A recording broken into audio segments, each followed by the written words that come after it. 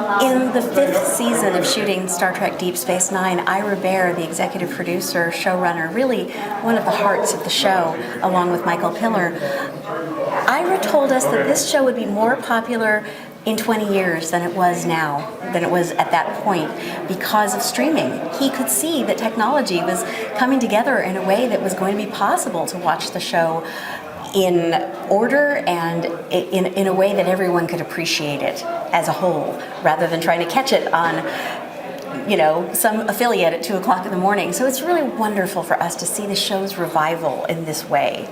I got to ask, you were part of a very large secondary cast on this show. Yes. You were not in every single episode, and here we are more than 20 years since it went off air, and undoubtedly a lot of the people were here to meet you. What does that tell you about the lasting legacy, not only of Deep Space Nine, but just the entire franchise? It is amazing to me that as a recurring character, I'm here 20 years after the show wrapped, actually 24 years later. And what that says is that Star Trek is so close to people's hearts, that people appreciate this show for its messages, for the power of its messages of inclusion and social justice, for the fact that Gene Roddenberry laid down a future where we could all live long and prosper, where people of every color, every gender, every race, every preference would be able to have human rights.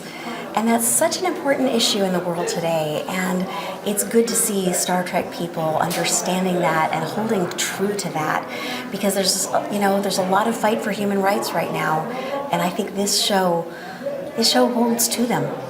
And you've become a big player in the fight against bullying as well. I mean, how does that play into all this? Because, I watched Strange New Worlds just this week, and it was an entire episode about equality under law and justice, even when laws are wrong. I mean, how does that message permeate, especially in a very divided society right now? The current Star Trek Strange New Worlds definitely has messages of inclusion and of social justice and of how the world should be. Don't we all want a world where we're seen and appreciated and allowed to be who we are? I can't imagine anyone not wanting that. And so we need to afford those rights to each other. And it's wonderful that Star Trek Strange New Worlds is holding up to that, and that even the other shows that have been recent have this passion for Gene Roddenberry's messages. I think those are messages that the whole world could learn from. I got to fan out a little bit, because us 90 Trek fans have lost our minds recently with Picard Season 3. Yes. Would you be interested if they ever asked for Leeta to come back into the fold for a future series? I would definitely be interested in being on a new Star Trek if the opportunity arose. And that's partly because I love this franchise, but also because Leeta and Rom's trajectory as a couple has been so powerful. Rom took over in a kinder, gentler way. And it wasn't all about Ferengi capitalism. It was really about kindness and being there for each other. And that is part of the reason that I founded Pop Culture Hero Coalition, the nonprofit that I run. It is to use these stories to say, let's do these stories in real life. We love heroes on screen. Why not be one? Why not take these messages and use them to create a world, as I said, where we can all live long and prosper?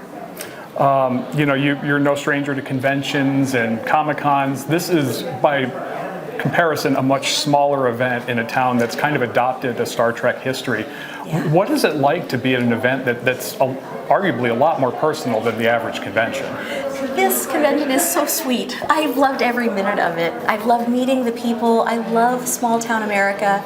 I love the sweetness and the genuineness of people here. I loved the parade. You guys do it up, and I've been wanting to come here for quite a long time, and I'm really happy and honored to be a guest, and it's wonderful to see the energy and so many people celebrating these stories. Last question. It is still Pride Month. What does it mean for you to see the LGBTQ plus community embracing a lot of not just new Trek, but some of the messages that old Trek was telling even more than 50 years ago? It is so wonderful to see people embracing and living out Gene Roddenberry's credo of infinite diversity and infinite combinations. That is what he founded this show on, and 57 years later, people in the LGBTQ community are being welcomed and appreciated and allowed to be who they are. These people, trans kids, LGBTQ kids, they have a tough time enough. It's not like they're making a choice. They're just trying to be who they are, who they really feel that they are inside. And it is not fair for anyone to say otherwise. Everyone should get to live their life. That means you, that means you, that means all of us, yes, even them. That's the world that Gene Roddenberry created. And it's wonderful to be able to see the LGBTQ community being welcomed as human beings with human rights. Well, I appreciate you giving us a few minutes. Thank you so much. Thank you.